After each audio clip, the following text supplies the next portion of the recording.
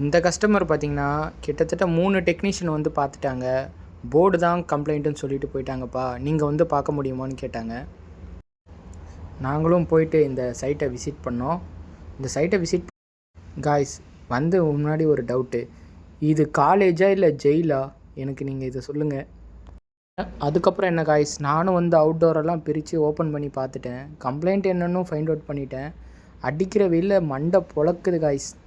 இது அவுட்டோரா இல்லை குப்பை மோடா அந்த மாதிரி தான் என் மைண்ட் தாட்டில் இருந்துச்சு. பேக் ஆயில் அவ்வளோ பிளாக்கு. இதுக்கான ரீசன் பார்த்திங்கன்னா இந்த ஏரிக்கு பின்னாடி இதோ தெரியுதில்ல, இந்த செடி தான் காரணம் காய்ஸ். நான் வந்து அதுக்கப்புறம் ஓப்பன் பண்ணி பார்த்தா ஒரே ஒரு சென்சார் தான் ஃபால்ட்டு. இதுதான் காய்ஸ் ஃபால்ட்டு. இதுக்கு போயாடா போர்டு கம்ப்ளைண்ட்டுன்னு சொல்லிட்டு போகிறீங்க? கரெக்டாக கம்ப்ளைண்ட்டை ஃபைண்ட் அவுட் பண்ணுங்கள். இல்லைனா 4 months 5 months டெக்னீஷியன் அனுப்புனா இந்த மாதிரி ப்ராப்ளம் தான் வரும். அதுக்கப்புறம் என்ன காய்ஸ், அந்த சென்சாரையும் பார்த்திங்கன்னா நான் எடுத்துகிட்டு புது சென்சார் போட்டுட்டு அடுத்தது பார்த்திங்கன்னா கரெக்டாக ஃபிக்ஸ் பண்ணிவிட்டு ஏசி ஆன் பண்ணேன். ஏசி பக்கா ரன்னிங் காய்ஸ். கூலிங் பார்த்திங்கன்னா குட். Okay, thank you guys.